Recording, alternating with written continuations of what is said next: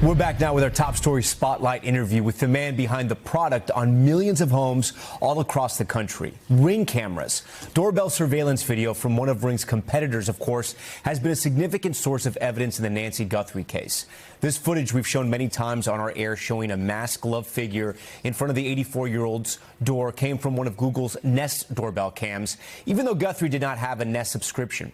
FBI Director Kash Patel saying the video was recovered from residual data in back-end systems. Its retrieval is raising new questions on privacy, adding to already growing concerns about the smart doorbells being used in about 20% of American homes. Joining me now is Jamie Siminoff. He's the founder and chief inventor of Amazon's Ring, the dominant doorbell technology in the U.S. Jamie, so great for you to be with us. It's kind of crazy. It's almost, you can't remember a time when you didn't have a Ring camera in your house, and now every home has them. I know in the Nancy Guthrie case, it's a Nest camera. It's not your same technology. But I think people at home are sort of wondering, how are they able to scrub that camera and get those images? Because it is sort of incredible. It is incredible, and it's incredible, I mean, how valuable that video footage has been in the case, and we've seen that in other cases across the country and really around the world since our technology has been invented. What I will say is I did architect the systems. I mean, I invented Ring and architect the systems at Ring. We don't have that residual storage at Ring, and so whether you don't have if you don't have a subscription, we don't store it at all, and if you have a subscription, you store it. If you delete a video, we basically in real time delete the video off of our servers. So if you don't have a subscription, you hit the doorbell, camera comes on, it captures an image, it goes nowhere in the Ring camera. If you don't have a subscription, it deletes itself? It's never stored anywhere, yes. It's never stored anywhere. What do you think happened with these Nest cameras? What can you surmise? Listen, I know you didn't invent it, but I mean, you got to know the technology, right? Well, you're one of the founding fathers. I understand how databases work, and certainly in a database, if you store something, if you don't write a deletion on it, it will sort of basically have some remnant. It's, you know, I always say it's like the kitchen trash. You know, if you put the bottle in there, it doesn't go out until until I take it out, you know, in a week. Yeah. So it just basically stays in the trash can in essence. So it's still kind of there. The way we work is that we either don't put it in there or we immediately take it out, basically. Was that a choice that you made when you invented the technology? I mean, was it an option you could have said, maybe we just keep it in here just in case? Well, it's definitely harder to do it where you're like, it's a clean way of doing it, but we also figure that if you delete or if you don't have a subscription, you don't want to have that data. So we're figuring that is like how you wanted to maintain the data. So we just don't. That's how we built it. There's a deeper conversation here, right? Because as I was reading the script here, there are people that are concerned about what gets saved and what doesn't get saved in these cameras, and yet in this case, I will tell you, the Guthrie family, I am sure, is so grateful that it was saved, that there were some images here. It's sort of a philosophical debate about how far do you want to be, how far do you want these cameras to go. In this case, I'm sure people are grateful they captured something. I think it's a good way of at least seeing that, like, how important it is, one, to have the cloud storage, because also that person took the doorbell off.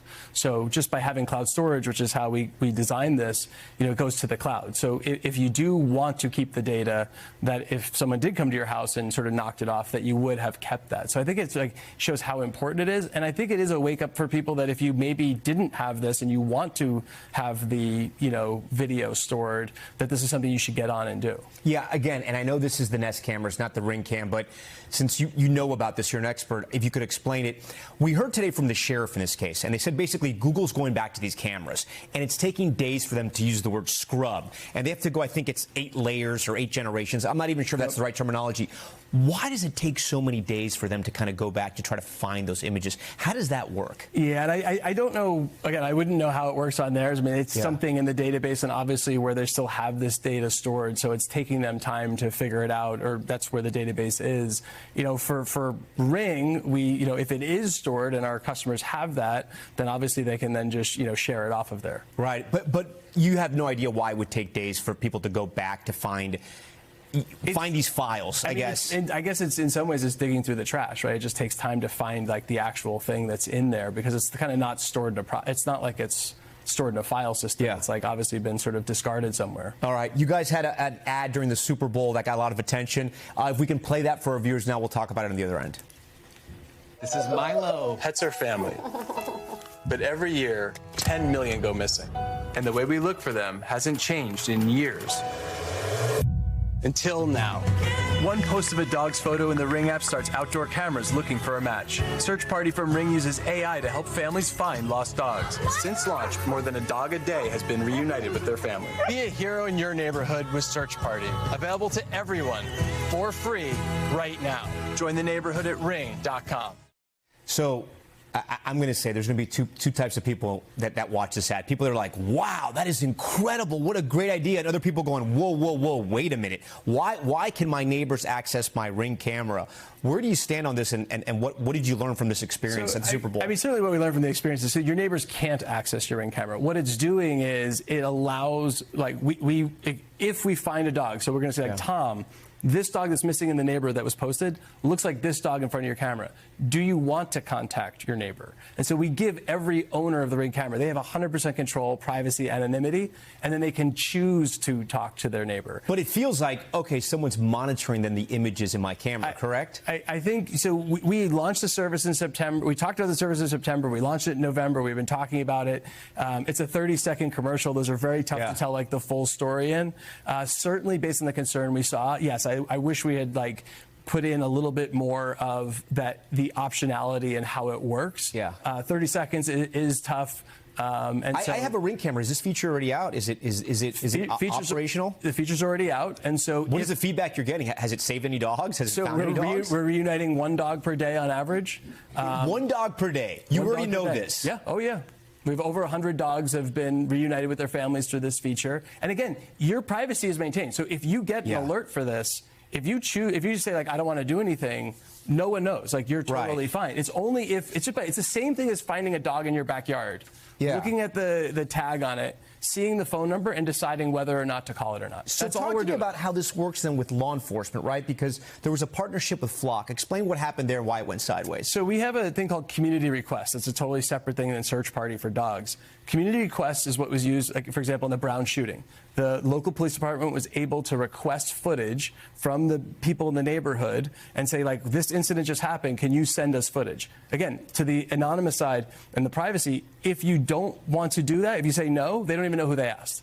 If you think you have footage and you send it, great, then you can help out, which is what we find most of our neighbors want to do. I mean, we build these features for our neighbors. We work with companies with that for free, by the way. There's no financial terms. Axon is one of the companies we work with for that. We started working, we announced that we were going to work with Flock. We never got the integration done. There was a lot of concern on that. We decided, both as Flock and Ring decided. Why okay to find dogs, not okay to find bad guys? So actually the dogs comes from, we have a neighbors app, and it's the number one, like, the most posted thing on our neighbors app is lost dogs.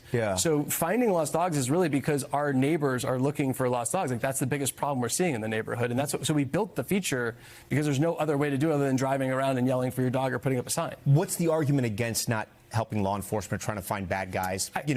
People breaking into cars, homes. I would say it's misinformation, but I don't think that's fair. I think it's a misunderstanding. And I think it's our job to show you that you can control your privacy, you can have your security, you can control your video, and also, when something happens, help the neighborhood. Both things can be true.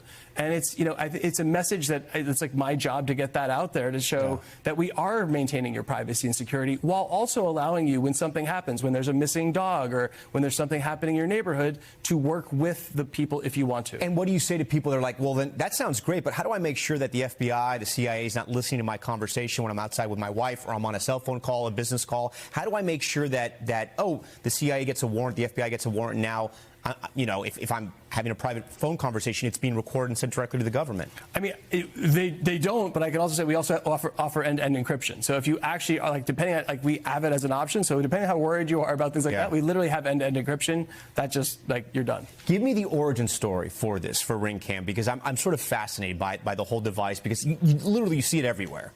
Yeah, so I am an inventor. I kind of done a few little things, nothing really that successful. Lived in Los Angeles, had a house with a garage in the back into the back of the street of the alley. Couldn't hear the front door. Looked for, I just got an iPhone. Looked for a Wi-Fi doorbell. None existed. Built one, and my wife said, this makes me feel safer at home. And that was really the start of the whole thing. It was called Doorbot at the time. Went on Shark Tank. I want to play that. We have the clip of you on Shark Tank, because I think this is amazing that you didn't partner up. Let's listen to see what happened on Shark Tank. Introducing the Doorbot, the first ever video doorbell built for the smartphone. With Doorbell, you can see and speak with visitors from anywhere. I've got to be able to say, you know what, when I jump in, I've got to add enough value that this company, instead of being worth $7 million, should be worth 80 million, 90 million. I just don't see that progression, and for that reason, I'm out. All right, 80 million. How much is the Ring camera worth now? Well, we sold it for $1.15 billion in 2000. 1.15. Mark Cuban, I'm sure he's swell. Have you talked to Mark Cuban since then? Yeah, I have. And they're great. But Shark Tank's a great show. Has helped so many families and people like sort of get into entrepreneurial activities and inspired them. But yes, he was definitely on that one. I think he might have been wrong. Jamie, when did you realize you had sort of changed life as we know it in the United States? When did that moment hit you? You know, it's funny. It wasn't until like a few years ago that I finally had this moment where I was driving around and I realized just like how impactful this had been. I think when you're building a business, it's hard to kind of see outside. Like you're always like focused on the problems and fixing things. And it was like there's a few stories that hit in different places where just like the impact of this. And I realized like, yeah, I think we've, like in a lot of ways, we've changed the world in our little space. Jamie Siminoff, we thank you for coming on Top Story, answering our questions, and we thank you for that Ring cam. I have one in my house. Appreciate it. We thank you for watching, and remember, stay updated on breaking news and top stories on the NBC News app or watch live on our YouTube channel.